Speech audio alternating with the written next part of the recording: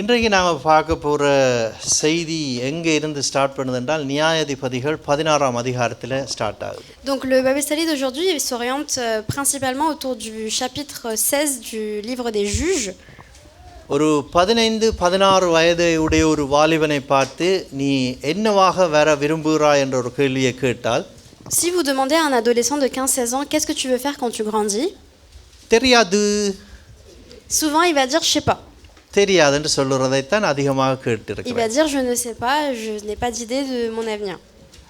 நாம் எப்படி வரப்போகிறோம், எதிர்காலத்தில் என்ன செய்ய போகிறோம் என்கின்ற ஒரு இலக்கோடு நாங்கள் ஓட வேண்டும். Pour pouvoir affronter notre avenir et avoir notre avenir dans nos mains, il faut qu'on ait un but précis.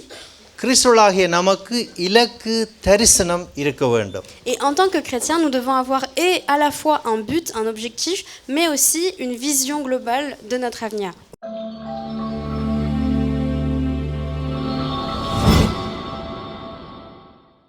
உங்களுடைய வாழ்க்கையின் ஓட்டத்திலே இலக்கும் தரிசனமும் இல்லாமல் ஓடினால் எங்கே போகிறேன் என்று தெரியாமல் உங்களுடைய ஓட்டம் இருக்கும். Si vous continuez votre course chrétienne sans objectif et sans vision de là où vous allez, இப்போ இலக்கியா ஃபோன் அடித்து மம்மிக்கு சொல்கிறா, மம்மி இன்றைக்கு ஒன்றும் செய்ய வேண்டாம், நான் வந்து இன்றைக்கு சமைக்க போகிறேன். si moi j'appelle ma mère et que je lui dis maman ne fait rien, je fais à manger. அன்றைக்கு இலக்கியாவினுடைய இலக்கு என்னன்னு சொன்னால் சமைக்கிறது. வீட்டை போய் இன்றைக்கு மம்மி இல்லை, நான் தான் சமைக்க போகிறேன். Donc quel sera mon objectif? C'est de faire à manger, faire la cuisine. அவை இலக்கு இருந்தால் மாத்திரம் போதாது. என்ன இலக்கு இருக்குதுன்னு சொல்லி போய் ஒரு பானை எடுத்து அடுப்பில் வச்சு இறைச்சியையும் மரக்கறிகளையும் எல்லாத்தையும் அள்ளி போட்டால் ரைஸ், நண்டு கறி, இறால் கறி ஒன்றும் வராது. என்ன செப்பரேட்டாக வராது, எல்லாம் சாம்பார் தான் கிடைக்கும் எல்லாம். Donc un objectif seul ne suffira pas parce que si je me dis juste il faut que je fasse à manger mais qu'ensuite je mets tous les ingrédients dans une même casserole, ça va mener à rien. ஆகவே சமைக்கிறது ஒரு இலக்கு இருந்தாலும் அதை பற்றி ஒரு picture தரிசனம் அவாக்கு இருக்கும். ஓ, நான் இது செய்ய போகிறேன், இது செய்ய போகிறேன், ஆகவே இதை நான் ஆயத்தப்படுத்த போகிறேன், போகிற வழியில் இதை நான் வாங்கி கொண்டு போகணும், ஒரு பிக்சர் இருக்கும். அந்த பிக்சரின் படி தான் அன்றைக்கு இரவு உணவு அவர்களுக்கு கிடைக்கும். Donc en plus de cet objectif de il faut faire à manger, il faut avoir une vision et une image claire de ce qu'on veut avoir, quelle recette est-ce que je vais prendre, quels ingrédients et quel est le plan d'action pour réaliser ce but. இப்படி பேசிக்கொண்டிருக்கும் பொழுதே உங்களிடத்திலே நான் கேட்கிறேன், உங்களுடைய இலக்கு என்ன? Donc je vous invite à tous vous poser la question, quel est votre objectif, quel est votre but? நீங்கள் எதை நோக்கி ஓடிக்கொண்டிருக்கிறீர்கள்? Après quoi est-ce que vous courez? முடிவிலே நீங்கள் என்னத்தை பெற்றுக்கொள்ள வேண்டும் என்று நீங்கள் பிரயாசப்படுகிறீர்கள், முயற்சி செய்கிறீர்கள். Vous vous efforcez à courir après quoi en particulier? உங்களை பார்த்து நீ என்னவாய் வர விரும்புகிறாய் என்று கேட்கும் பொழுது தெரியாது என்று சொல்லக்கூடாது. உடனடியாக சொல்ல நாங்கள் ஆயத்தப்பட்டவர்களாக இருக்க வேண்டும். Quand quelqu'un vous demande qu'est-ce que tu veux faire plus tard, qu'est-ce que tu veux devenir, on ne peut pas dire je sais pas.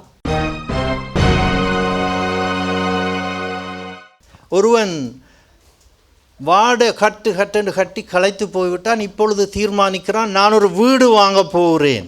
Donc il y a un homme qui en avait marre de payer un loyer tous les mois et il s'est décidé à construire une maison. வீடு வாங்குறது சுலபம் இல்லை. C'est pas quelque chose qui est facile. அவனுடைய இலக்காக மாறுகிறது. Mais c'est devenu son objectif de vie. Il s'est dit je veux ma maison, je vais la construire. இப்பொழுது அதை குறித்து அவனுக்குள்ளே ஒரு பிக்சர் உண்டாகிறது. நான் இப்படித்தான் வீடு கட்ட போகிறேன், சுற்றி வர ஸ்பேஸ் இருக்கணும், உள்ளுக்கித்தின ரூம் இருக்கணும், இப்படியாக என்ற ஒரு பிக்சரை அவன் போடுகிறான். Donc il a non seulement cet objectif de construire sa maison, mais un plan clair en se disant je veux tel nombre de pièces, je veux un grand jardin, je veux telle organisation.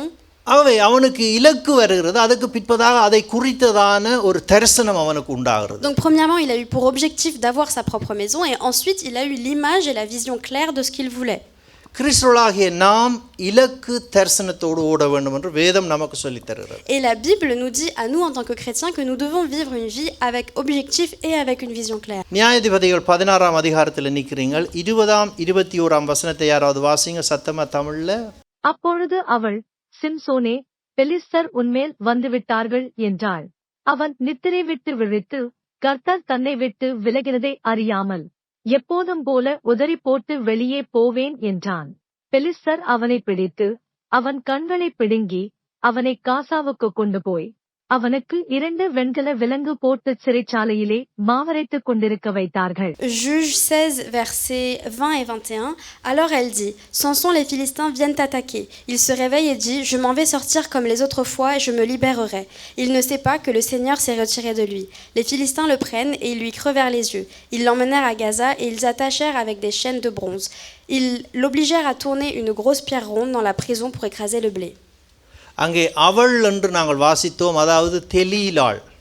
Donc il y a le pronom elle qui est dans la Bible qui réfère en fait à Delilah. ஆகவே தெலீலாள் யார் என்ற ஒரு கேள்வியை கேட்டால் அவள் பெலிஸ்தருடைய சந்ததியை சேர்ந்தவள். Donc Delilah, qui est-ce que c'était? C'était une femme dans le peuple des Philistins. கர்த்தர் தன்னை விட்டு விலகினதை அவன் அறியாமல் இருந்தான். Il y a un moment important dans le verset qu'on a lu, c'est il ne sait pas que le Seigneur s'était retiré de lui. அவன் நினைக்கிறான் எப்பொழுதும் போல நான் ஒரே மாதிரி இருப்பேன். Samson, lui, il pensait, il le dit, je vais y aller et je serai protégé comme d'habitude. ஏன் தேவன் அவனை விட்டு விலகினார்? Mais pourquoi est-ce que Dieu s'était retiré de lui à ce moment-là? அவனுடைய கீழ்ப்படியாமை, இச்சையினால் உண்டான கீழ்ப்படியாமையினால் தேவன் அவனை விட்டு விலகினார். C'est parce qu'il a succombé à la désobéissance et qu'il a succombé à la luxure plutôt que d'écouter la parole de Dieu. எப்பொழுதும் நாம் தேவனுக்கு கீழ்ப்படிகிறோமோ இல்லையோ என்று தேவன் பார்த்து கொண்டே இருக்கிறார். Dieu regarde toujours et fait attention au fait que on obéisse ou non à sa parole. உபாகமம் 8ஆம் அதிகாரம் 2வது வசனத்திலே சொல்லப்படுகிறது, நீ கர்த்தருடைய கட்டளைக்கு கீழ்ப்படிவாயோ இல்லையோ என்று அவர் உன்னை சோதிக்கிறார். Il est écrit, il voulait savoir ainsi que ce que vous avez dans le cœur et si vous respectez ou non ses commandements. எங்களுடைய வாழ்க்கையிலே பாடுகள் போராட்டங்கள் வரும் பொழுது தேவன் எங்களை தன்னுடைய அழைப்புக்குள்ளே நிலைநிறுத்த விரும்புகிறார் என்பதுதான் பொருள். Donc en fait, Dieu veut que nous nous accrochions à lui tout au long. ஆகவே நாம் ஜெயமுள்ள வாழ்க்கை வாழ வேண்டும் என்று தேவன் ஆதியிலிருந்து இன்று வரைக்கும் எங்களை வழிநடத்துகிறார். Dieu a pour désir que nous ayons une vie qui soit victorieuse depuis le commencement jusqu'à aujourd'hui. அது மாத்திரமல்ல, எங்களுக்கான பரிசுகளை தேவன் வைத்திருக்கிறார். Dieu a des dons et des cadeaux pour nous. அங்கே வெளிப்படுத்தின விசேஷத்திலே வாசிக்கிறோம், ஒவ்வொரு சபைக்கும் அவர் எழுதுகிறார், ஜெயம் கொள்ளுகிறவன் எவனோ முடிவிலே. Et dans Apocalypse, on peut voir que Dieu s'efforce d'écrire une lettre à chacune des églises et pour qu'ils aient une fin victorieuse. நாங்கள் ஜெயம் கொள்ளும்படி அழைக்கப்பட்டவர்கள். Nous avons été appelés à la victoire. ஜெயம் கொள்ளுகிறவனோ அவனுக்கு ஜீவ விருட்சத்தின் கனியை கொடுப்பேன் என்று அவர் சொல்லியிருக்கிறார். Dans Apocalypse 2:7, il est écrit, celui qui gagne les fruits de l'arbre de vie est couronné de victoire et de la vie éternelle. அது மாத்திரமல்ல, ஜெயம் கொள்ளுகிறவனுக்கு ஜீவ கிரீடம், அல்லது வேற ஒரு டிரான்ஸ்லேஷன்ல வெற்றியின் கிரீடம் என்று சொல்லப்பட்டிருக்கிறது. Donc il est écrit dans certaines traductions couronne de victoire ou bien couronne de மறைவான மன்னாவை தருவேன். De gloire. Et il est aussi écrit que la manne cachée sera révélée. அது மாத்திரமல்ல, ஜாதிகளின் மேல் அதிகாரத்தை தருவேன். Il y a également écrit qu'une autorité sera délivrée. ஆலயத்திலே உன்னை தூணாக்குவேன். Que nous serons un pilier pour le temple de Dieu. ஆலயத்திலே உன்னை தூணாக்குவேன் என்றால் எங்களை பரலோகத்திலே சீமெண்ட் வச்சு கட்டி அப்படியே நிறுத்தி விடுவார்கள் என்று அல்ல, தேவனுடைய பிரசன்னத்திலே நான் இருப்பேன். Ça veut pas dire qu'il va nous transformer en béton et qu'on va tenir physiquement le royaume de Dieu, mais ça veut dire qu'on a une place importante. அதை விட நம்ப முடியாத ஒரு வாக்குத்தத்தம் கொடுத்திருக்கிறார், சிங்காசனத்திலே என்னோடே கூட உட்காரும்படி அருள் செய்வேன். Et une des plus belles promesses qu'il nous a données, c'est qu'on pourra siéger à côté de lui sur son trône au royaume des cieux. ஆகவே இயேசு எங்களுடைய சிநேகிதனாக இருக்கிறார் அல்லவா? Jésus est notre ami. ஆகவே அவருக்கு நாங்கள் வெற்றி உள்ள ஒரு ஜீவியம் ஜீவிக்க வேண்டும் என்பதே அவருடைய விருப்பமாக இருக்கிறது. Dieu prend plaisir au fait que nous vivions une vie qui soit victorieuse. ஆகவே தேவன் எங்கள் மேல் ஒரு இலக்கு வைத்திருக்கிறார், நாங்கள் ஜெயம் கொள்ள வேண்டும். Donc le but de nos vies selon Jésus, c'est que nous ayons une vie qui soit victorieuse. ஆகவே சிம்சோனை ஏன் தேவன் கைவிட்டார் என்று 17வது வசனத்திலே எழுதப்பட்டிருக்கிறது. Dans Juge 16:17, சிம்சோனை ஏன் தேவன் கைவிட்டார் என்று சொன்னால், அங்கே அவன் தன்னுடைய இருதயத்தில் உள்ளதை எல்லாம் அங்கே தெலீலாளுக்கு வெளிப்படுத்துகிறான். அது மாத்திரம் அங்கே ஒரு வசனம் சொல்லப்படுகிறது, அதாவது தேவனுக்கென்று நான் நசரேயனானவன் என்று சொல்லுகிறான். C'est dans ce verset-là qu'il révèle qui il est réellement à Delilah et qui lui dit qu'il a été consacré à Dieu dès avant même sa naissance. Il lui révèle ce secret. ஆகவே தெலீலாள் யார் என்று கேட்டால், பெலிஸ்தருடைய பக்கத்திலே வாழுகின்ற பெலிஸ்தரைச் சேர்ந்த ஒரு வேசி. Donc Delilah, c'était une prostituée du peuple des Philistins.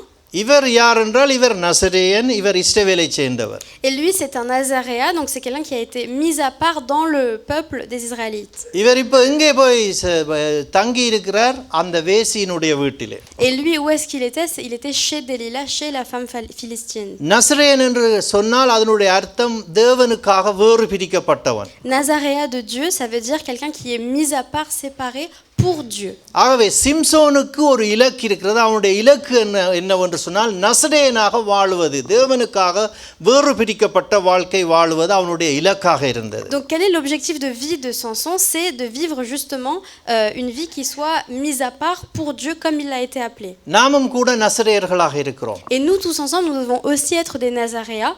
தேவனுக்காக வேறு பிரிக்கப்பட்டவர்களாக இருக்கிறோம். Et nous devons être mis à part pour Dieu. உலகத்தோடு நாம் ஒத்து போகிறவர்கள் அல்ல, தேவனுக்காக வாழுகிறவர்கள். Nous ne devons pas nous fondre dans la masse du monde, mais vraiment nous distinguer. அதனால் தான் உலகம் நம்மை சேர்க்கவில்லை, நாமும் உலகத்தோடு சேரவில்லை. C'est pour ça que parfois on ne se retrouve pas forcément dans les coutumes du monde. ஆனால் இங்கே வேறு பிரிக்கப்பட்டவர் எங்கே இருக்கிறார் என்று பாருங்க. Et là, dans l'histoire de Samson, où est-ce que Samson se retrouve? சிம்சோனுக்கு அந்த இலக்கை தேவன் தான் ஏற்படுத்தினார். Le but et l'objectif de Samson, c'est Dieu qui l'a placé sur la vie de Samson. ஏனென்றால் பெலிஸ்தியர் இஸ்ரவேலர்களை கிட்டத்தட்ட 40 ஆண்டுகள் they ruled them, ஆண்டார்கள். Parce que pendant 40 ans, les Philistins ont régné par-dessus les Israélites. அந்த வேளையில் தான் அங்கே சிம்சோனுடைய பெற்றாருக்கு தேவன் இந்த இலக்கை வெளிப்படுத்தினார். உங்களுக்கு ஒரு குமாரன் பிறப்பான், அவன் நசரேயனாய் இருப்பான் என்று வெளிப்படுத்தினார். Et c'est lors de ce règne-là que Dieu a révélé cette promesse pour Samson aux parents de Samson. ஆனால் அவன் அதை அசட்டை செய்து விட்டான். Mais Samson a choisi de l'ignorer et de ne pas y faire attention. அவன் வாலிபனாய் வரும் பொழுது அங்கே பெலிஸ்தருடைய பக்கத்திலே இருக்கிற ஒரு பெண்ணை கண்டு அவளிலே விருப்பம் கொண்டு அவளை திருமணம் செய்ய வேண்டும் என்று அவன் விரும்பினான். Et après son adolescence et à un âge de jeune adulte, il a préféré s'allier avec le peuple philistin en tombant amoureux de Delilah. அவை பெற்றார் சொன்னார்கள், மகனே இது நல்லதல்ல, தேவன் உன்னை நசரேயனாக அழைத்திருக்கிறார், அதுவும் பெலிஸ்தரிடம் இருந்து எங்களை மீட்டுக் கொள்வதற்காக உன்னை அழைத்திருக்கிறார், இந்த காரியம் நல்லதல்ல என்று பெற்றார் சொன்னார்கள். Donc les parents de Samson lui ont dit qu'il n'était pas d'accord parce qu'il était déjà mis à part dans le peuple des Israélites justement pour les délivrer de l'emprise des Philistins et que donc ce n'était pas compatible. பெற்றார் எங்களுடைய நன்மைக்கு தான் இதையும் சொல்லுவார்கள். Les parents, c'est en général pour le bien de leurs enfants qu'ils parlent. ஏனென்றால் அவர்கள் experience உள்ளவர்கள், அனுபவத்தின் ஊடாக வந்தவர்கள் பெற்றார். Parce qu'ils ont plus d'expérience que leurs enfants. உங்களை பார்த்து ஏதாவது காரியங்களிலே பெற்றார் உங்களை ஒழுங்குபடுத்தும் பொழுது எனக்கு தெரியாதா என்ற ஒரு நினைப்பு எங்களுக்குள்ளே வரக்கூடாது. Lorsque vos parents mettent en place certaines choses, on ne peut pas être totalement ignorant. சில வேளையில நீங்கள் நினைக்கலாம், அப்பா அம்மாவோட எனக்கு கொஞ்சம் அறிவு கூட. On peut peut-être se dire, je sais mieux que mes parents. உங்களோட பார்வைக்கு அவையில் ஒரு பெக்கோ போல ஒரு என்ன தெரியும் என்று நினைக்கலாம். Peut-être que vous vous dites non mais moi je sais mieux que je gère moi-même. ஆனா ஒன்றை நினைத்து பாருங்கள், அவர்கள் நீங்கள் இருக்கும் வீட்டை, நீங்கள் இருக்கும் சகல நன்மைகளையும் அவர்கள் ஒன்றுமில்லாமல் வந்து உருவாக்கினவர்கள். Mais rappelez-vous que la maison dans laquelle vous vivez, le toit que vous avez, tout ce que vous avez, c'est grâce à vos parents que vous l'avez aujourd'hui. பல பாதைகளிலே பல அனுபவத்தினூடாக வந்தவர்கள். Ils ont traversé multiples épreuves et multiples chemins. நாம் அவருடைய சத்தத்துக்கு கீழ்ப்படிய வேண்டும். Et nous devons obéir à la parole de Dieu. நாம் விரும்பினோமோ இல்லையோ நாங்கள் கீழ்ப்படிய வேண்டும். Et que ça nous plaise ou non, nous sommes appelés à obéir. கீழ்ப்படியாமல் போன சிம்சோன் அதற்கு நல்ல உதாரணமாக இருக்கிறார். Et Samson, c'est un bon exemple justement des répercussions de la désobéissance. இங்கே நீங்கள் வாசித்தீர்கள், ஆரம்பத்திலேயே வாசித்தீர்கள், அவனுடைய கண்கள் ரெண்டும் பிடுங்கப்பட்டு மா அரைக்கும்படி பெலிஸ்தர் கொண்டு போய் அவனை அங்கே வைத்திருக்கிறார்கள். தோசைக்கு மா அரைக்க. Donc dans le premier verset, on a vu que Samson s'est fait arracher les yeux et mis de côté pour pouvoir moudre le blé. Samson இஸ்ரவேலரை பெலிஸ்தியர் கைக்கு நீங்களாக்கி ரட்சிப்பான் என்று சொல்லப்பட்டிருக்கிறது. Que Samson a été appelé pour délivrer les Israélites du pouvoir des Philistins. ஆகவே இஸ்ரவேலின் கைக்கு அவன் பெலிஸ்தரை விடுதலையாக்குவான், அது அவனுடைய தரிசனம். Donc la vision de sa vie, c'est qu'il délivrera le peuple des Israélites du joug auquel ils étaient soumis avec les Philistins. அவனுக்கு ஒரு இலக்கு இருந்தது, அவனுக்கு ஒரு தரிசனம் இருந்தது. Donc il avait un objectif et une vision claire de ce qu'il devait faire. ஆனால் அவன் எங்கே இப்பொழுது தங்கி இருக்கிறான்? தெலீலாளுடைய வீட்டிலே தங்கி இருக்கிறான். Mais ayant cet objectif de vie, où est-ce qu'il s'est retrouvé? Il s'est retrouvé dans le camp ennemi des Philistins. பாருங்கள், இலக்கு தரிசனம் இல்லாமல் ஒருவன் ஓடினால் அவன் விழுந்து போய் விடுவான். Donc quelqu'un qui n'a ni vision ni objectif dans une vie ne peut pas tenir la route. ஆதியாகமம் 12:1 நாங்கள் ஆபிரகாமை குறித்து பார்க்கிறோம். ஆபிரகாமுக்கு ஒரு இலக்கை தேவன் உண்டாக்கினார். Dans Genèse, Abraham a un but qui lui est fixé par Dieu. நான் உனக்கு காண்பிக்கும் தேசத்திற்கு போ. Donc il est écrit, va dans le pays auquel je t'ai appelé. ஆகவே இப்பொழுது ஆபிரகாமுக்கு ஒரு இலக்கு உண்டாகிறது, தான் அந்த தேசத்துக்கு போயே தீர வேண்டும். Donc là, Abraham a une vision claire de là où il doit aller. ஒரு தேசத்திலிருந்து இன்னொரு தேசத்திற்கு இப்பொழுது ஈஸியாக போக முடியும். அப்போ ஒரு வசதியும் இல்லை, GPS ஒன்றும் இல்லை. Donc aujourd'hui, on a des moyens faciles pour pouvoir se rendre d'un pays à un autre, pour pouvoir voyager dans de bonnes conditions. அது ஒரு பெரிய ஒரு வேலை. Et c'est quelque chose qui a beaucoup de travail. நடந்து போகணும். Mais à cette époque-là, Abraham n'avait pas toutes ces facilités-là. இதற்கு முன்பாக போய் எந்த அனுபவம் இல்லை. Il n'a pas d'expérience d'avoir voyagé si loin. பல போராட்டங்களினூடாக போய் அந்த இடத்தை அவர் அடைந்தார் என்று நாங்கள் வேதத்திலே வாசிக்கிறோம். Et donc on voit dans la Bible que il a dû traverser beaucoup d'obstacles pour arriver à là où il a été appelé d'aller. ஆகவே அங்கே அவருக்கு கொடுத்த இலக்கோடு இன்னும் ஒரு காரியத்தை தேவன் சேர்த்தார், ஒரு தரிசனத்தை அவருக்கு இணைத்தார். Donc en plus de l'objectif qui lui a été fixé d'aller dans le pays où Dieu l'a appelé, il a une vision claire de comment est-ce qu'il doit y aller. அங்கே நான் உன்னை பெரிய ஜாதி, மல்டிநேஷன், பெரிய ஜாதியாக்குவேன். Il a une vision de qu'est-ce qu'il sera une fois qu'il y sera là-bas. Il y a plusieurs versets qui disent qu'il sera une grande génération. ஆகவே இலக்கு நிறைவேறினது, போய் அந்த இடத்துக்கு சேர்ந்தார். Donc l'objectif c'est d'aller dans cette ville. ஆனால் தரிசனத்திலே சில பிரச்சனைகள். Mais la vision, elle paraît un peu irréalisable parce qu'il est écrit qu'il va être le père de beaucoup de générations, de beaucoup de descendants. ஏனென்றால் போன இடத்திலே famine, நிறைய பஞ்சம். Or, là où il est allé, il y a énormément de famine. பஞ்சம் காரணமாக அவர் கானானை விட்டு எகிப்துக்கு போகிறார். Et donc, à cause de la famine, les personnes quittent le Canaan pour aller en Égypte. அங்கே எகிப்துக்கு போன இடத்திலே அவருடைய மனைவி அழகா இருந்ததினாலே எகிப்தின் ராஜா மனைவியை கூட்டி கொண்டு போயிட்டார். Et donc, une fois en Égypte, comme le pharaon trouvait que Sarah était belle, il a dû se séparer de sa femme pour un அந்த பிரச்சனையெல்லாம் முடிச்சு திருப்பி வந்தாச்சு கானான். Puis ce problème s'est réglé et ils sont revenus à Canaan. வந்த சூட்டோட சூடு இப்போ அவருடைய பெறாமகன், அவருடைய நெவியூ அல்ல, பெறாமகன் லோத்து சொல்லுகிறார், உங்களுடைய மந்தமே பெருக்கு, எங்களுடைய மந்தமே பெருக்கு, we have a lot of problem, நாங்கள் என்ன செய்வோம், நாங்கள் பிரிந்து போவோம் என்று அவர் சொல்லுகிறார். Donc une fois que ces problèmes-là étaient réglés, qu'il était à Canaan, son neveu Lot lui dit, mon berger et ton berger ne s'entendent pas, je souhaiterais qu'on se divise et qu'on ne fasse plus route commune. பிரச்சனை வரும்பொழுது ஒன்றின் மேல் ஒன்றாக அடுக்காக வந்து கொண்டே இருக்கு. Donc les problèmes s'alignent et s'empilent les uns après les autres. ஒரு பிரச்சனைக்கு முடிவு கண்டா இன்னொரு பிரச்சனை அதை விட பெருசா வந்து நிக்கும். À chaque fois qu'il trouvait solution à un de ces problèmes, il y avait un plus gros problème qui reposait sur sa tête. ஆனாலும் ஆபிரகாம் தேவனை விசுவாசித்தான். Cependant, Abraham a gardé foi en Dieu. பாருங்கள், தன்னுடைய பெறாமகனுக்கு சொல்லுகிறார், உனக்கு எந்த பகுதி விருப்பமோ அதை முதலாவது நீ தெரிந்து கொள். Et on voit que Abraham a foi parce qu'il dit à son neveu, tu sais quoi, prends l'espace que tu préfères. அவன் வாலிபன். Et il dit, il est jeune.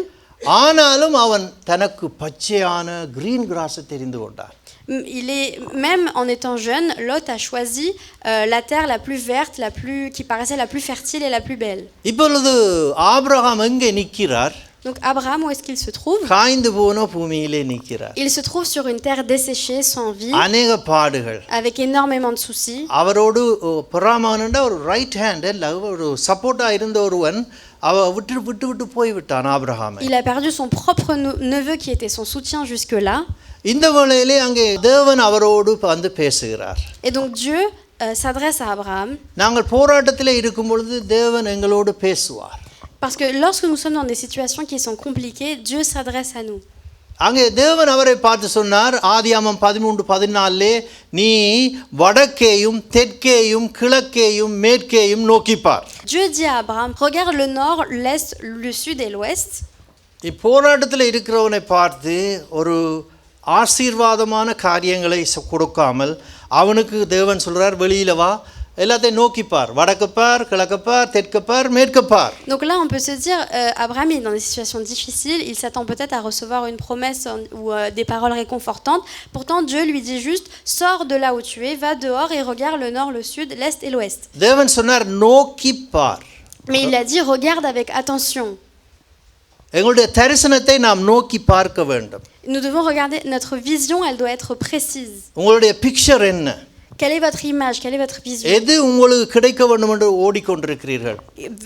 Vers quoi est-ce que vous courez? உங்களுடைய தரிசனத்தை நோக்கி பாருங்க. Il faut qu'on ait toujours en tête notre objectif et notre vision. உங்கள் தரிசனத்தை குறித்து பேசுங்க.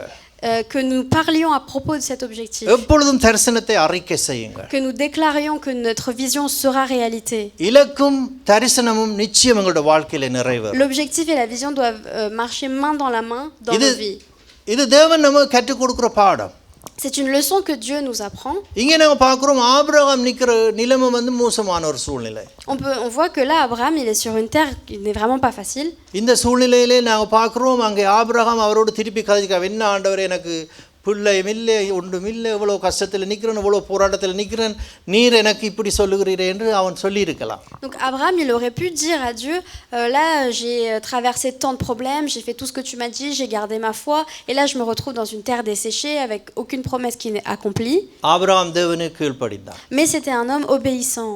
அங்கே யவீருனுடைய மகள் இறந்து விட்டாள். Dans le Nouveau Testament, Jairus avait du coup sa fille qui était décédée. இப்பொழுது அந்த ஜாவீருடைய வீட்டிலிருந்து வந்து சொல்லுகிறார்கள் போதகரை ஏன் வேதனை கஷ்டப்படுத்துகிறீர் உம்முடைய மகள் பாசவே போயிட்டா. Et donc des hommes aux alentours allaient voir Jairus et lui disaient mais pourquoi est-ce que tu déranges Jésus, pourquoi tu déranges le prophète, ta fille est déjà décédée. இயேசு என்ன அவனை பார்த்து சொன்னார்? Et qu'est-ce que Jésus a dit en voyant cet homme? பயப்படாதே. Il lui a dit n'aie pas peur. விசுவாசம் உள்ளவனாயிரு. Garde ta foi. என்னத்த விசுவாசம்? மகளே போயிட்டா இனி என்ன விசுவாசம்? Il aurait pu dire mais quelle foi, qu'est-ce que tu veux que je croie, ma fille est décédée. அது மாத்திரமல்ல அங்கே போனார்கள் வீட்டுக்கு. Et en plus de cela, ils se sont rendus à la maison. இயேசுவுக்குள்ள ஒரு தரிசனம் இருக்கிறது. Parce que Jésus avait une vision claire de ce qui allait se passer. அது என்னவென்றால் அவளை நான் உயிரோடு எழுப்புகிறேன்.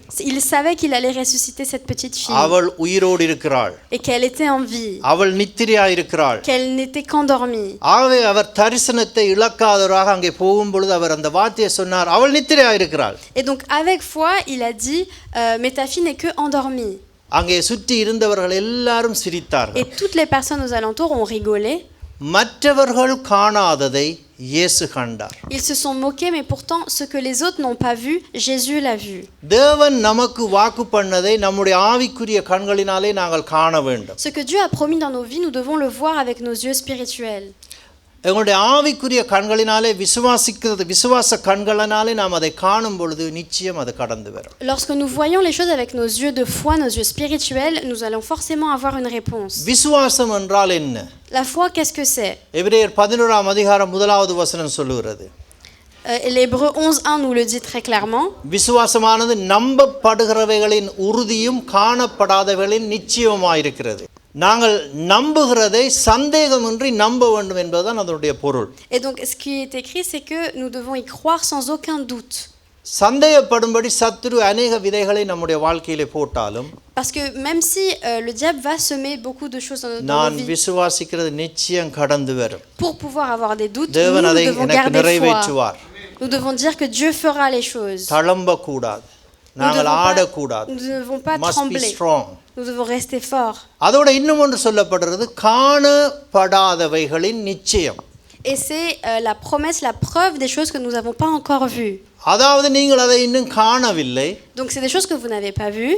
ஆனால் இப்பொழுது நீங்கள் நிச்சயப்படுத்திக் கொள்ளணும் உங்களுடைய ஆவிக்குரிய கண்களினாலே நீங்கள் அதை Mais காணுகிறீர்கள். avec vos yeux spirituels, vous devez vous dire non, c'est bon, j'ai vu ce qui m'a été promis. உங்களுடைய வாழ்க்கையிலே உங்களுக்கு வெற்றி இல்லாமல் இருக்கும் பகுதிகளிலே நீங்கள் வெற்றியை கண்டால் அதை பார்த்தால் அதையே நோக்கி நடந்தால் அங்கே தேவ பரிசுத்த ஆவியின் கண்களினாலே பார்க்கிறதுனாலே தேவனும் அதை பார்க்கிறார், நீங்களும் பார்க்கிறீர்கள், அதனாலே அது உங்களுக்கு கடந்து வரும். Donc même si vous traversez des moments de votre vie qui sont pleins de défaites, d'échecs et de pertes, si vous avez un objectif clair qui est fixé sur la victoire et le fait que Dieu nous a appelés à vivre une vie victorieuse, alors ces choses se passeront. ஆவே ஆபிரகாமுடைய இலக்கு நிறைவேறினது, தரிசனம் இன்னும் நிறைவேறவில்லை. Donc le but d'Abraham a été accompli, il a pu déménager d'une ville à l'autre, mais la vision du fait qu'il allait être le père des nations n'a pas encore été accomplie. தேவன் கொடுத்த ஆலோசனை நோக்கி பார் உன் தரிசனத்தை. Et le seul conseil que Dieu a dit, c'est regarde attentivement ta promesse. அது மாத்திரம் அடுத்ததாக சொன்னார், நீ எழுந்து இந்த தேசத்திலே நடந்து திரி என்று சொன்னார். Et ensuite Dieu dit à Abraham, lève-toi et marche, déplace-toi sur les terres de ce pays-là. நீளம் எம்மட்டும் அம்மட்டுக்கும் நட. Il est écrit marche à la plus longue distance qu'il t'est possible. ஆவே தேவனுடைய ஆசீர்வாதத்துக்கு எல்லை இல்லை. Il n'y a aucune limite aux bénédictions de Dieu. அந்த எல்லையை தீர்மானிக்கிறது நாங்களாக இருக்கிறோம். La personne qui fixe les limites aux bénédictions de Dieu, c'est nous-mêmes. ஏனென்றால் எவ்வளவு தூரத்துக்கு நான் நடக்கிறேனோ அவ்வளவு தூரத்துக்கு கர்த்தர் எனக்கு அதை தருவார். Parce que la distance qu'on va parcourir aussi loin pour pouvoir avoir nos bénédictions, c'est la distance où on recevra ces bénédictions. ஆகவே நான் காணுகிறது மாத்திரமல்ல, சோம்பேறியாக வீட்டிலே படுத்திருக்காமல் நான் என்ன செய்ய வேண்டும், அதை நோக்கி நான் நடக்க வேண்டும், அதற்கான கிரியைகளை நான் செய்ய வேண்டும். Donc il faut pas juste avoir en tête ce qu'on voudrait et la vision de la vie que l'on veut, mais il faut agir et faire des choses concrètes pour pouvoir y parvenir. ஆகவே உங்களுடைய விசுவாசத்தின் அளவு எவ்வளவோ அவ்வளவாக நீங்கள் நடக்க வேண்டும். Donc vous devez marcher aussi loin que votre foi est grande. அது மாத்திரமல்ல, அங்கே தேவன் அவரை பார்த்து ஆதியாகமம் 15:1 சொன்னார், நான் உனக்கு கேடகமும் மகாபலனுமாயிருக்கிறேன். Et dans Genèse 15:1, il est écrit que je suis ton refuge et ta force. இந்த வேளையிலே தான் ஆபிரகாம் கொஞ்சம் விம்மி வெடிச்சிட்டார். என்ன தொடர்ந்து வாக்குத்தத்தமா தாராரொழி ஒன்றும் நடக்கல. Parce que c'est là où il s'est un peu découragé de chercher le என்ன யோசிச்சு பாருங்க, நீங்களும் கஷ்டங்கள் போராட்டங்கள் இருக்கும் பொழுது மாறி மாறி உங்களுக்கு வாக்குத்தத்தங்களை தந்து கர்த்தர் சந்திப்பார் என்று சொல்லி கொண்டிருந்தால் ஒரு டைம் வரும் விம்மி வெடிக்க. Il s'est découragé parce qu'il s'est dit mais j'ai reçu promesse sur promesse sur promesse, mais au final j'ai pas beaucoup avancé. ஆவே ஆபிரகாம் இப்ப சொல்றார், ஆண்டவரே கேடகம் பலன் எல்லாம் நல்லது ஆண்டவரே, எனக்கு பிள்ளை இல்லை, இதெல்லாம் தந்தை எனக்கு என்ன பிரயோசனம்? Et donc là Abraham répond à Dieu en disant à quoi bon, pourquoi est-ce que ces promesses tu me les donnes, moi je n'ai pas d'enfant. வாக்குத்தத்தது குறைச்சல் இல்லை, நிறைய வாக்குத்தத்தம், 3000க்கும் அதிகமான வாக்குத்தத்தங்கள் வேதத்திலே இருக்கிறது. C'est pas les promesses qui manquent dans la Bible. இவையெல்லாம் இயேசு கிறிஸ்துவுக்குள்ளே ஆமென்றும் ஆமென் என்றும் இருக்கிறது. Et chacune de son promesses sont oui et amen. ஆனா மாறி மாறி வாக்குத்தத்தம் ஆனா கிரியையில இல்லைன்னா ஒரு தடுமாற்றம் வேற செய்யும். Mais lorsqu'on a énormément de promesses mais aucune action qui en découle, ça peut paraître un peu தேவனுடைய compliqué. வழிநடத்தல் வித்தியாசமானது. தேவன் the way he is guiding us is very different. La manière dont Dieu nous guide est très différente de ce que l'on peut attendre. இப்ப பார்க்கிறோம் 15:5 திரும்ப தேவன் அவனை கூப்பிட்டு சொல்றார், வெளியே வா, வந்த வானத்தை அண்ணாந்து பார், நட்சத்திரங்களை பார், என்ன கூடுமானால் எண்ணு. Et donc encore une fois, là où Abraham est découragé, Dieu lui dit sors dehors et regarde regarde les étoiles et regarde le sable. அவருடைய அந்த இக்கட்டாக வாயை திறந்து பிள்ளை இல்லாமல் இருக்கிற ஆண்டவரே வசனமாக தர்றேன்னு சொல்லும் பொழுது அந்த இடத்துல நான் இருந்தால் நான் சொல்லியிருப்பேன், கவலைப்படாத, இங்கே ஒரு 3 மாதத்தில் அலுவல் நடக்கும், எல்லாம் முடிஞ்சிடும், எல்லாம் இன்னும் ஒரு 6 மாதம் மேக்சிமம் எல்லாம் சூப்பராகிடும், ஏதோ ஒன்று நாங்கள் சொல்லி தேற்றுவோம் அல்லவா. En tant qu'humain, on peut se dire, lorsqu'Abraham il déverse sa peine en disant mais merci pour toutes ces promesses, mais moi je n'ai pas d'enfant, on pourrait se dire ah mais Dieu il aurait pu dire ne t'en fais pas, dans 1 an tu auras un enfant, dans 3 mois tout se passera. இங்கே நான் பார்க்குறோம், தேவனுக்கு சொல்கிறார் வெளியே வந்து வானத்தை அண்ணாந்து பார், நட்சத்திரத்தை எண்ணு. Et pourtant, même dans cette situation où Abraham s'est ouvert à Dieu et a exprimé sa plus profonde douleur, Dieu lui dit juste va dehors et regarde les étoiles. அப்படியே போகும்பொழுது இன்னொரு சந்தர்ப்பத்தில் தேவன் சொல்றார், வெளியே வா, கடற்கரையை சுற்றி நட, கடற்கரை மணலை பார், இது என்ன கூடுமானால் எண்ணு, இவ்வளவு வாயினுடைய சந்ததி பெரிதாக இருக்கும் என்று தேவன் அங்கே சொல்றார். Et encore une fois, il lui dit maintenant va sur la plage, est-ce que tu es capable de compter les grains de sable qu'il y a? தேவன் சொன்னது ஆபிரகாமோட வாழ்க்கையில நிறைவேறினதா? Amen. Et c'était sa manière à lui de montrer que la promesse de la vie d'Abraham a été pourvue. தேவன் பொய் சொல்ல மனிதன் அல்ல, மனம் மாற மனுபுத்திரன் அல்ல. Dieu n'est pas un Dieu qui ment. Ce n'est pas un homme pour mentir. Abraham கொடுத்த இலக்கும் தரிசனமும் நிறைவேறணும் என்று பார்க்கிறோம். இப்பொழுது நாங்கள் மோசேயை குறித்து பார்க்க போகிறோம். Donc on a pu voir que l'objectif fixé et la vision sur la vie de Abraham a été அப்போஸ்தலர் 7ஆம் அதிகாரம் 23, 24, 25 ஒருக்கா வாசிச்சு உதவி செய்யுங்க. அவனுக்கு 40 வயதான போது இஸ்ரவேல் புத்திரராகிய தன்னுடைய சகோதரரைக் கண்டு சந்திக்கும்படி அவனுடைய இருதயத்தில் எண்ணம் உண்டாயிற்று. அப்பொழுது அவர்களில் ஒருவன் அநியாயமாய் நடத்தப்படுகிறதை அவன் கண்டு அவனுக்கு துணை நின்று எகிப்தியனை வெட்டி துன்பப்பட்டவனுக்கு நியாயம் செய்தான். தன்னுடைய கையினாலே தேவன் தங்களுக்கு இரட்சிப்பை தருவார் என்பதை தன்னுடைய சகோதரர் அறிந்து கொள்வார்கள் என்று அவன் நினைத்தான். அவர்களோ அதை அறியவில்லை. Acte 7, versets 23 à 25. Quand il a 40 ans, il décide d'aller voir ses frères, les Israélites. Il voit un Égyptien faire du mal à un Israélite. Moïse veut défendre l'homme attaqué et pour le venger, il tue l'Égyptien. Il pense, mes frères vont comprendre que Dieu veut se servir de moi pour les sauver, mais les Israélites ne le comprirent pas. இங்கே நாங்கள் பார்க்கிறோம், அங்கே மோசே நினைக்கிறார், இந்த ஜனங்கள் என்னுடைய ஜனங்கள், இவர்களை என்னுடைய கையினாலே நான் விடுதலையாக்குவேன்.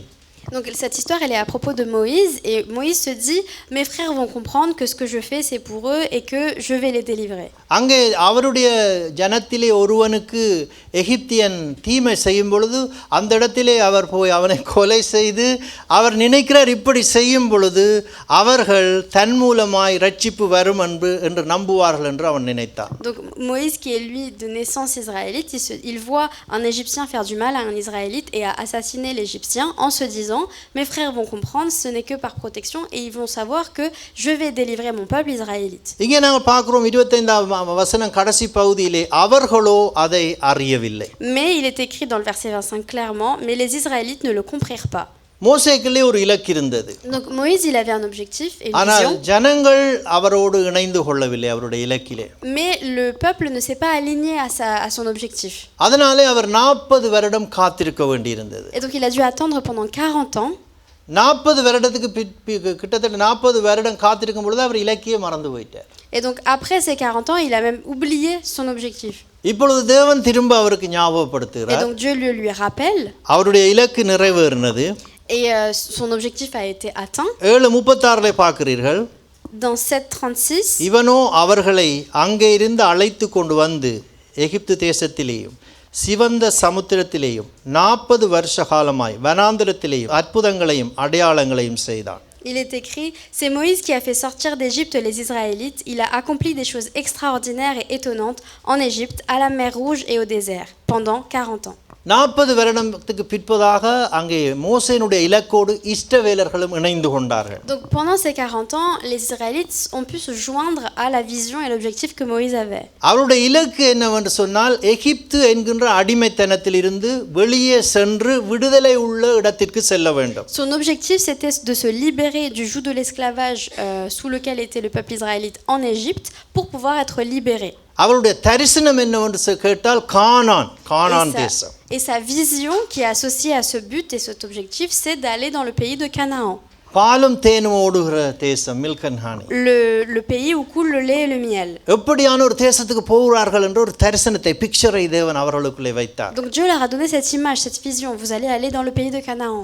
இப்பொழுது நாம் பார்க்கிறோம் இலக்கு நிறைவேறினது, செங்கடலை பிளந்து தேவன் அவர்களை மறுகரை கொண்டு போய் சேர்ந்து விட்டார். Donc on peut se dire, bah là l'objectif a été atteint, il a fendu la mer Rouge en deux, ils ont été libérés des Égyptiens. இப்பொழுது எகிப்தியர் அவர்களை வந்து பிடிக்கவே முடியாது. Et ils ont semé les Égyptiens, ils sont totalement libres. அது மட்டுமல்ல எகிப்தியருடைய சேனைகள் கடலுக்குள்ளே மரித்து விட்டது. Et en plus l'armée des Égyptiens s'est retrouvée noyée dans la mer Rouge. ஆகவே இலக்கு நிறைவேறின மகா சந்தோஷத்திலே அவர்கள் இருக்கிறார்கள். Donc le peuple israélite et Moïse sont pleins de joie parce que cet objectif a été atteint. ஆனால் தரிசனத்தை மறந்து விட்டார்கள். Mais ils ont oublié la vision, l'image que Dieu avait positionnée en accordance de cet objectif. 39வது வசனத்தை பாருங்க. Dans le verset 39, அங்கே எழுதப்பட்டிருக்கிறது, இவனுக்கு நம்முடைய பிதாக்கள் கீழ்ப்படிய மனதாயிராமல் இவனை தள்ளிவிட்டு தங்கள் இருதயங்களில் எகிப்துக்கு திரும்பினார்கள். il est écrit, mais nos ancêtres n'ont pas voulu lui obéir, ils ont repoussé, ils voulaient retourner en Égypte. இலக்கு நிறைவேறினது. Donc l'objectif a été atteint, ils ont été délivrés du joug de l'esclavage. அவர்கள் இப்ப திருப்பி எகிப்துக்கு போகவில்லை. ஆனால் இருதயத்திலே எகிப்துக்கு திரும்பினார்கள். Mais dans leur cœur, ils ont voulu retourner en Égypte et donc ne pas accomplir la vision qui était associée d'aller dans le pays de Canaan. எங்களுடைய வாழ்க்கையிலும் நாங்கள் இலக்குகளோடு தேவனிடத்திலே வரலாம். Donc parfois, nous aussi, dans nos vies, on a des objectifs qui sont fixés. ஆண்டவரே என்னுடைய விசாவை சந்தியும். Dieu Seigneur, est-ce que tu peux me donner ce visa? எனக்கு ஒரு வேலையை தாரும். J'ai besoin d'un travail. எனக்கு நல்ல ஒரு திருமணம் நடக்கட்டும். J'ai besoin d'un mariage. நல்ல ஒரு வீடு கிடைக்க வேணும். J'ai besoin d'une belle maison. நல்ல பிள்ளைகள் கிடைக்க வேணும். Je veux des beaux enfants. நான் வசதியாய் வாழ வேண்டும். Je veux être à l'aise எல்லா financièrement. விதமான இலக்குகளும் எங்களுடைய வாழ்க்கையில நிறைவேறும் பொழுது Et donc quand chacun de ces objectifs sont atteints, quand ces buts nous sont pourvus, எங்களுடைய தரிசனத்தை நாம் இழந்து il விடக்கூடாது. se peut que nous oublions la vision qui est associée. எங்களுடைய வாழ்க்கையிலே சௌகரியம் எங்களுடைய தரிசனத்தை இழந்து விட செய்கிறது. Le confort est ce qui nous fait oublier notre objectif et là où nous devons aller. இல்லாமல் இருக்கும் பொழுதுதான் கடவுள் தேவை. C'est lorsque nous n'avons rien que nous avons la meilleure communication avec Dieu. எல்லாம் இருக்கும் பொழுது கடவுள் என்னத்துக்கு? Mais quand on a tout, on se dit pourquoi அப்படி faire? ஒரு நினைப்பு கிறிஸ்தவர்களுக்கு வரக்கூடாது. Mais en tant que chrétien, nous ne pouvons pas avoir ce sentiment-là. கிறிஸ்தவர்கள் எப்படி இருக்கணும்னா இருந்தால் என்ன இல்லாவிட்டால் என்ன என்னுடைய தேவன் தேவன் தான். On doit vivre en se disant que j'ai tout ou que je n'ai rien, mon Dieu reste mon Dieu. எந்த ஒரு காரணத்தினாலும் நான் பின்னோக்கி நடக்க மாட்டேன். Qu'il n'y a rien qui nous fasse aller en arrière, reculer et aller dans nos anciennes voies. இந்த ஒரு தீர்மானம் கிறிஸ்தவர்களுக்கு இருக்க வேண்டும். Cette décision-là, elle doit être prise dans chacun de nos cœurs. பின்னோக்கி நடந்தா பிரச்சனை இல்லை. Ça peut arriver de tomber en arrière. ஆனால் பல பாடுகளினூடாக திருப்பி கொண்டு வந்து தேவன் அதே சீட்ல இருத்துவார். Mais si on recule, il va faire on va refaire tout le chemin Why we pour arriver. should go through unnecessary things. Donc pourquoi refaire ce chemin inutilement? Rather we listen to him. C'est plus simple d'écouter Dieu et de continuer à avancer. இங்கே நாங்கள் பார்க்குறோம் எல்லாம் cool ஆயிட்டது தப்பிட்டார்கள் அவர்கள் இப்பொழுது எகிப்துக்கு திரும்பினார்கள். Donc là, ils étaient soulagés et heureux d'avoir atteint l'objectif de pouvoir quitter l'Égypte. Boring life சும்மா Mais போய் ils se disent, ah non, mais nous on veut y இந்த retourner. வக்கீக்கில் இருந்து கொண்டு கையை தட்டி கொண்டு வேர்க்க பாட்டு பாடிக்கொண்டு. On peut se dire là, il faut venir à l'église, il fait chaud, il faut lui taper des mains pendant la louange. எங்களோட பாச ஜெயபாலன் அடுக்குமொழியில் சொன்னது போல சர்ச்சுக்கு போகாமல் பீச்சுக்கு போவ. Instead of going to church, better go to beach. Il y en a qui peuvent se dire, au lieu d'aller à l'église, on préfère aller à la plage.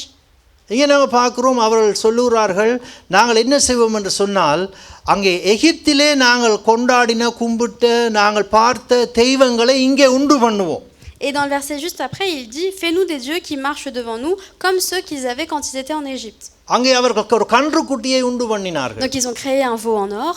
அது மாத்திரமல்ல அவர்களுடைய கொண்டாட்டம் எகிப்திலே நடந்த கொண்டாட்டங்கள் எல்லாம் அவர்களுக்கு பிக்சரா இருக்குது. Et donc toutes les célébrations qu'ils ont pu faire quand ils étaient en Égypte, ils les avaient en tête. எப்படியும் வாழலாம்.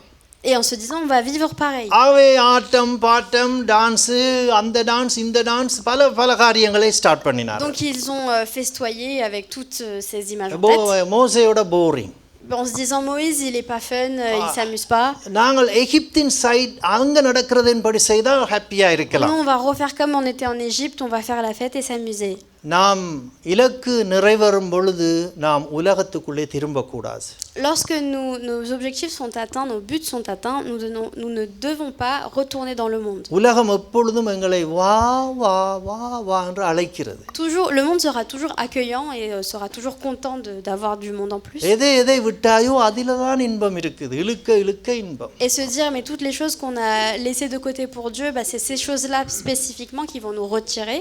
இங்கே நாங்கள் பார்க்குறோம் அவர்கள் தங்களுடைய இருதயத்திலே தங்களுடைய தரிசனத்தை இழந்து போனார்கள். Et on peut voir dans cet exemple-là que dans le cœur des Israélites, ils avaient perdu toute vision et image de là où ils devaient aller. இஸ்ரவேலர்களை குறித்து நாங்கள் பார்க்குறோம் முடிவிலே அவர்கள் கானான் போய் சேர்ந்தார்கள். Donc à la fin de l'histoire, les Israélites ont bien atteint le pays de Canaan. ஆனால் முறுமுறுத்தவர்கள் அதாவது தங்களுடைய இருதயத்திலே தரிசனத்தை இழந்தவர்கள் போகவில்லை. அவர்களுடைய சந்ததி தான் போய் இஸ்ரவேலை சுதந்தரித்தது. Mais comme ils ont murmuré et qu'ils n'étaient pas contents, c'est pas eux-mêmes qui ont pu bénéficier de cette bénédiction, c'est leur génération suivante, leur descendance. என்னோட சேர்த்து திருப்புங்க லாஸ்ட் ஸ்கிரிப்சர் அப்போஸ்தலர் 26 அதுக்கு பிறகு சர்பத் இருக்குது. அப்போஸ்தலர் 26 C'est les derniers versets, acte 26 verset 19. அப்போஸ்தலர் 26:19 பாருங்க. அங்கே பவுல் விசாரணைக்காக ராஜாவுக்கு முன்பதாக நிற்கிறார். பல விசாரணைகளை பல இடங்களை தாண்டி இப்பொழுது அகிரிப்பா என்கின்ற ராஜாவுக்கு முன்பதாக நிற்கிறார். Donc là, Paul, il se trouve devant le roi Agrippa, 26:19 donc verset 19. அவர் தன்னுடைய ஸ்டோரியை சொல்லிட்டு ஒரு வசனத்தை அங்கே சொல்லுகிறதை நாங்கள் வாசிக்கிறோம். ராஜாவே, நான் அந்த பரம தரிசனத்துக்கு கீழ்ப்படியாதவனாய் இருக்கவில்லை. Il est écrit, je n'ai pas désobéi à ce que j'avais vu et ce qui venait de Dieu. அவருக்கு ஒரு இலக்கு இருக்கிறது. Donc Paul a un objectif. அவர் கிறிஸ்தவர்களுக்கு விரோதமாய் கிரியை செய்தவர். He was against. Paul a été quelqu'un qui a été longtemps à l'encontre des chrétiens. அங்கே இயேசு கிறிஸ்து அவரை சந்தித்து 16வது வசனத்திலே அவனுடைய இலக்கை அவனுக்கு கொடுக்கிறார். Mais dans le verset 16, Dieu donne un objectif et une vision à Paul. அதில் என்ன எழுதப்பட்டிருக்கின்றால், உன்னை ஊழியக்காரனாகவும் சாட்சியாகவும் நான் ஏற்படுத்துகிறேன். Il est écrit, je t'ai choisi pour être mon serviteur, tu seras mon témoin pour annoncer comment tu m'as vu aujourd'hui. இதுதான் அவருடைய இலக்கு. Et donc ça, c'est son objectif, son but de vie. மரிக்கும் வரைக்கும் தன்னுடைய இலக்கிலே அவர் நடந்தார். Et jusqu'à ce qu'il meure, Paul a vécu selon cet objectif-là. எப்பொழுதும் மக்களுக்கு சாட்சி சொல்வதிலே number 1ஆக இருந்தார். Il a toujours été justement le serviteur et le témoin de Dieu. சுவிசேஷ அறிவிப்பு என்று சொன்னால் பவுலைத்தான் நாங்கள் நினைக்கிறோம். Lorsqu'on parle d'évangélisation, on pense tout de suite à Paul.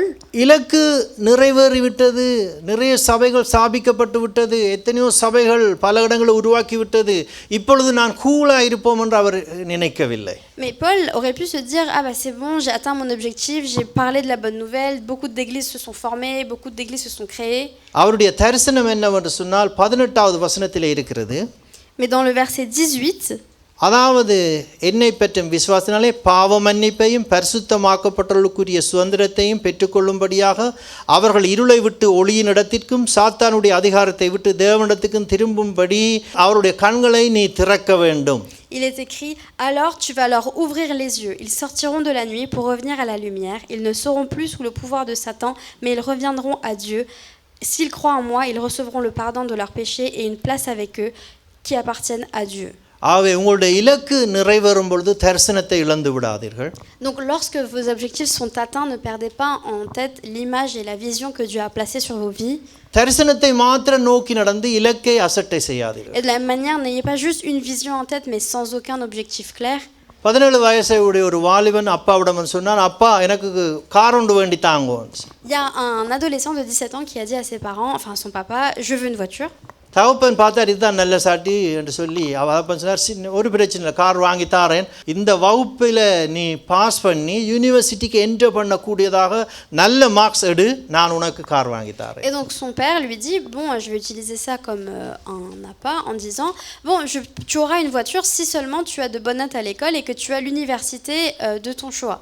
அவை ஹை ஸ்கூலில் இருந்து இப்பொழுது யூனிவர்சிட்டிக்கு அவர் மார்க்ஸ் எடுக்க வேணும், அதுதான் அவருடைய இலக்கு. Et donc son objectif, c'est d'avoir de bonnes notes tout au long du lycée pour pouvoir aller dans une bonne université.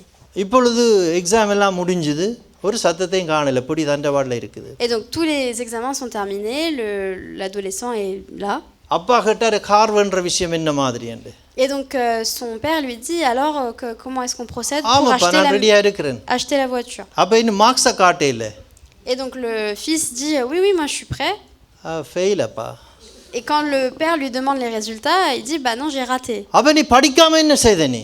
Et après, le père demande à son Without fils, studying, what did you do? le père demande à son fils, mais du coup, qu'est-ce que tu as fait si tu n'as pas révisé? நான் காரோட கற்றுக்கொண்டான், ஃப்ரெண்ட்ஸோட போய் என்று சொன்னான். Il a dit, j'ai appris à conduire.